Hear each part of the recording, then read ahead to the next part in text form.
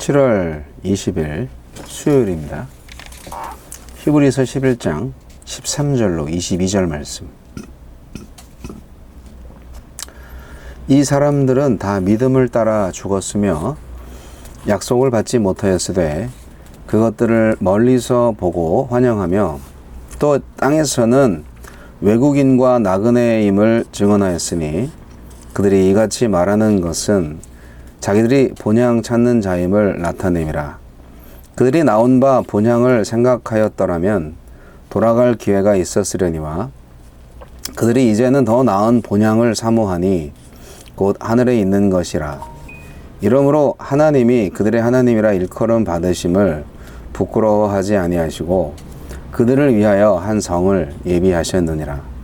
아브라함은 시험을 받을 때에 믿음으로 이삭을 드렸으니 그는 약속들을 받은 자로 돼 그 외아들을 드렸느니라. 그에게 이미 말씀하시기를 내 자손이라 칭할 자는 이삭으로 말미암으리라 하셨으니 그가 하나님이 능히 이삭을 죽은 자 가운데서 다시 살리실 줄로 생각한지라 비유컨대 그를 죽은 자 가운데서 도로 받은 것이니라.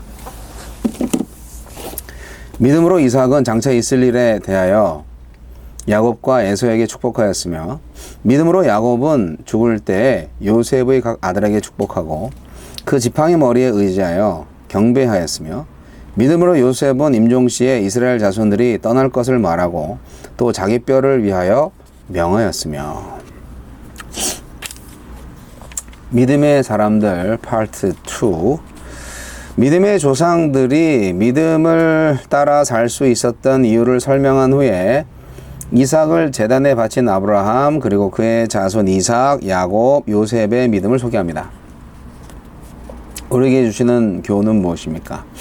아브라함과 그 가족들은 약속의 땅을 끝내 소유하지 못했지만 저 멀리 있는 더 나은 약속을 실상으로 바라보던 믿음을 따라 살았습니다. 본향을 너무도 사모한 나머지 가나안에 정착하지 못하는 외국인이자 나그네로 살았습니다. 그들이 떠나온 본향 메소포타미아를 그리워하는 향수병을 알았다는 게 아닙니다. 가나안 땅은 임시, 즉 지상의 임시 거처이자 약속의 그림자일 뿐이기 때문에 하나님이 예비하신 하늘의 성을 궁극적인 약속이자 영원한 본향으로 믿었다는 것입니다. 땅에서는 부끄러운 나그네일지언정 하나님 앞에서 부끄러움 없는 천국 백성으로 산 그들을 하나님도 부끄럽게 여기지 않으셨습니다. 돌아갈 본향이 있는 나그네처럼 살고 있습니까?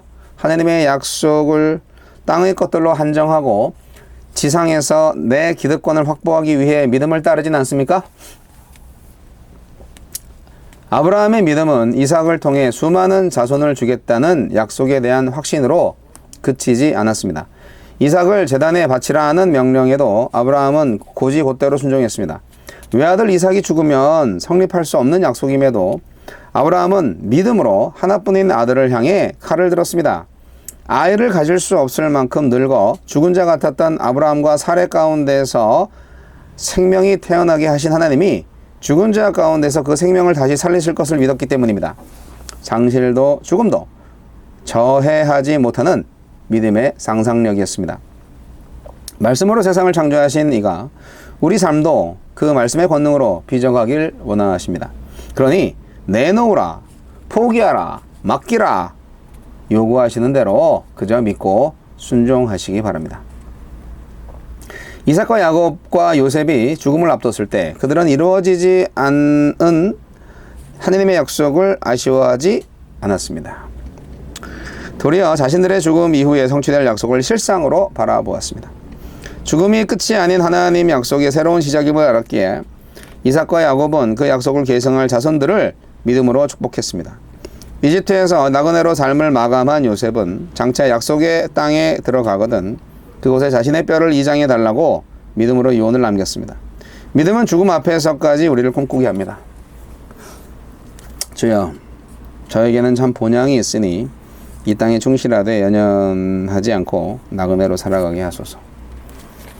이 땅에 연연하지 않고 충실하게 나그네로 살아가게 하는 게 이게 말이 됩니까? 이게 말이 되죠. 힘들죠. 다들 어디에 집 짓고 살까, 어디에 집 쌓아놓고 있을까 어디가 더 살기 좋으냐? 우리가 사는 게 다 그렇잖아요. 산다는 거. 네. 한국이 좋으냐, 미국이 좋으냐, 뭐. 우리가 가야 할 곳은 천국, 본향이다. 이게 믿음으로 받아들여지기가 참 어려운 일입니다. 그 유대민족과 우리나라 사람이 무슨 관계가 있다고, 아브라함이 뭐 본향을 그렇게 사모했다, 믿음의 상상력으로 그리워했다, 그러면서 평생 나그네로 살았다. 그래서 사실 미국에 살 때 이민자들의 그 마음이 신앙생활 하기에 좀 더 유리하다라는 생각을 해요. 어차피 이민자로 사니까 고향이 그립잖아요. 근데 고향이 한국인데 참 가고 싶지만 자주 못 가잖아요. 그런 것처럼 평생을 이렇게 타국에서 이민자로 살아간다는 것이 그 이스라엘 백성들이 이렇게 흩어져서 그 자기 고향 땅 거기를 떠나서 이렇게 흩어져서 전 세계적으로 흩어져서 살아간다는 것과 좀 비슷하지 않나 생각 들어요. 유대인들이 흩어져 사는 사람들의 숫자가 본토에 사는 사람들보다 훨씬 많잖아요. 전 세계적으로 흩어져 살았죠. 그러니까 이게 나그네 인생이라는 게 아브라함 때부터 시작된 전통과 같아요. 다들 아브라함처럼 살고 있는 거죠. 왜냐고요? 하나님이 떠나라고 했으니까. 그리고 다시 돌아오라고 했지만 돌아와도 결국 거기는 나그네 땅이 있는 거죠. 진짜 땅은 하나님의 나라, 영원한 천국이잖아요. 근데 가봤어야 말이지.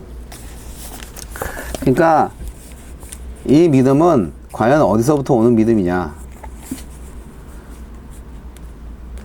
아브라함은 원래 바벨론 지역 갈대아 우르 출신이에요. 거기가 고향이에요, 사실. 하나님의 말씀을 따라서 가나안 땅에 왔죠. 흉년이 들어가지고 이집트에도 막 피난 내려가고 막 그랬어요. 하지만 여하튼 오늘 히브리서 기자는 아브라함에 대해서 땅에 대한 약속을 따라서 죽었다. 네, 그리고 그의 후손들도 가나안 도시에 정착을 하고 이렇게 살았어야 되는데 그러지 않고 그냥 뭐 장막에 거하면서 목축을 업으로 삼아서 살았다. 뭐 이렇게 얘기를 하고 있어요. 근데 이 사람들이 다, 그러니까 아브라함, 이삭, 야곱, 요셉이라는 사람들이 다 하늘에 있는 진정한 도시에 대한 소망으로 살았다. 그렇게 평가를 하고 있는 거죠. 믿음이라는 게 뭐냐? 믿음의 대상은 하나님입니다. 나 스스로 도취되는 자기 확신이 믿음이 아니고요.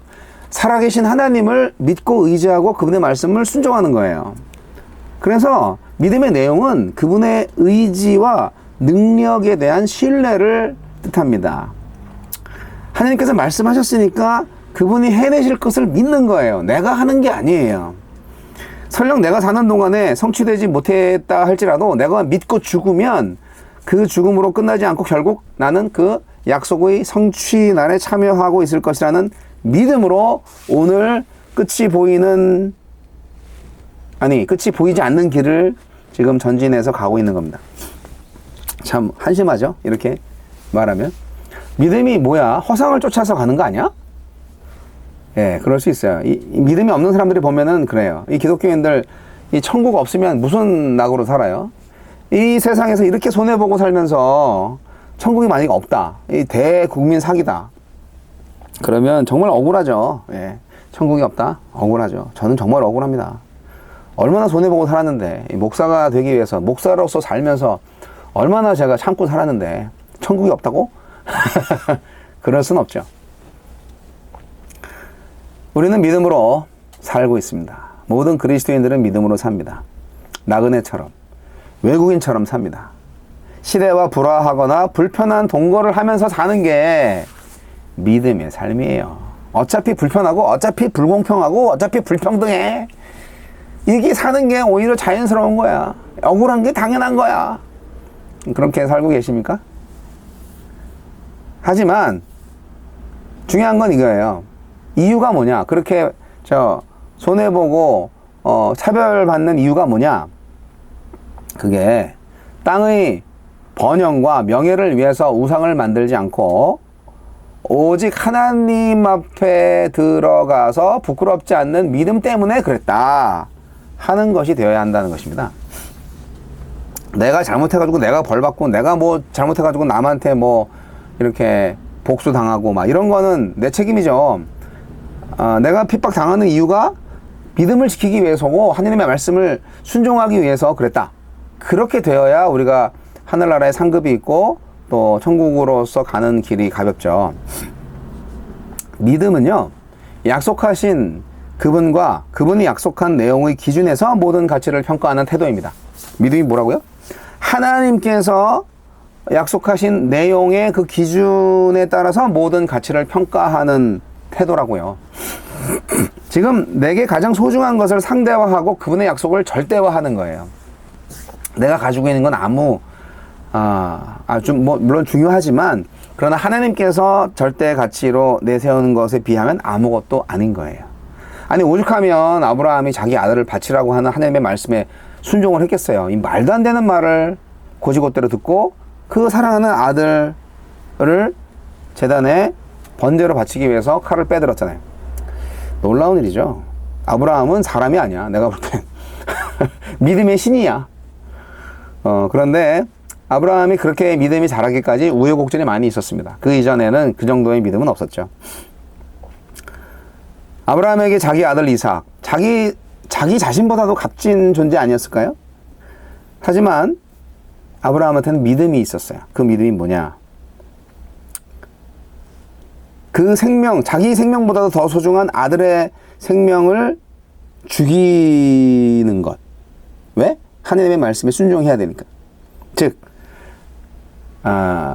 세상에서 가장 소중한 것을 포기하고 하나님 말씀의 창조를 기대하는 것.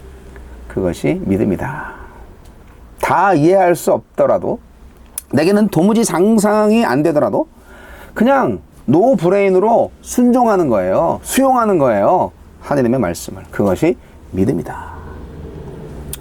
아브라함의 자손 이삭과 야곱과 요셉도 마찬가지였습니다. 그들은 기존 세상의 통념을 거부하고 하나님이 명하신 대로 자기 아들들한테 이렇게 축복을 하셨는데요.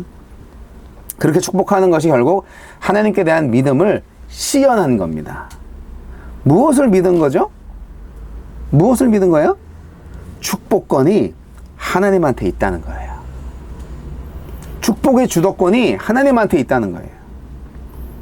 그 축복을 통해서 하나님께서 당신의 나라를 손수 만드시도록 우리가 순종하는 거예요. 우리는 하나님의 도구일 뿐이에요. 하나님 뜻대로 이 세상이 하나님의 나라가 만들어져 가는 거예요. 우리들의 순종을 통해서 그렇게. 결국 우리는 지금도 우상 숭배와 하나님 숭배 이 두 가지에서 왔다 갔다 하고 있어요. 자기가 선호하는 아들을 통해서 자신이 원하는 나라 만들기를 포기하고 하나님께서 원하시는 아들을 통해서 하나님의 계획이 이루어지게 하는 것. 이게 정말 믿음의 사람들의 일이에요. 우리 모든 그리스도인들 종들의 사역입니다. 많은 사람들이 내 의지대로 내가 그럴듯하게 내가 좋아하는 스타일로 하면서 하나님의 이름으로 하죠. 그거 안 돼요. 전적으로 하나님께서 뜻하시는 대로 해야 돼요. 야곱이 자기 아들 12아들 중에서 축복을 하고 싶었으면은 누구를 축복을 했겠냐? 굳이 11번째 아들 요셉을 축복을 했겠냐? 글쎄요. 그 첫 아들, 둘째 아들 얼마나 질투했겠어요. 근데 첫 아들, 둘째 아들, 다른 형제들 마찬가지예요. 요셉을 팔아먹은 그 형제들도 하나님의 뜻이 뭔지를 알았어야지. 그랬으면 팔아먹지도 않았을 텐데. 그러면 하나님께서 다른 또 계획으로 이렇게 하셨겠죠. 결국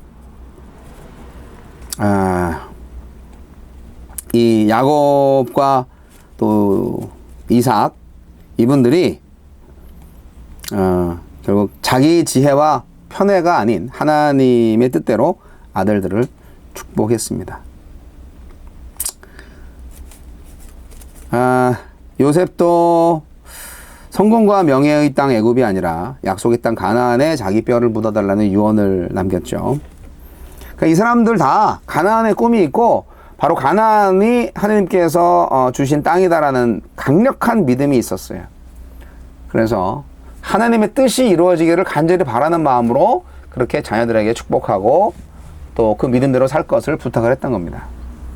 오늘날 우리도 마찬가지죠. 이 세상에서 뭐 건질 게 있나요? 하나님의 나라를 이루기 위해서 우리가 모든 것을 포기하고 하나님의 말씀에만 순종해야 되는 것입니다. 내가 어디서 살든지 무엇을 하든지 이곳이 하나님의 주권이 선포될 수 있도록 내가 하나님의 손과 발이 되는 것이죠. 내 취향이 아니라 하나님 취향대로 오직 하나님의 말씀에만 순종하게 하소서. 그러한 믿음의 사람이 되시기 바랍니다.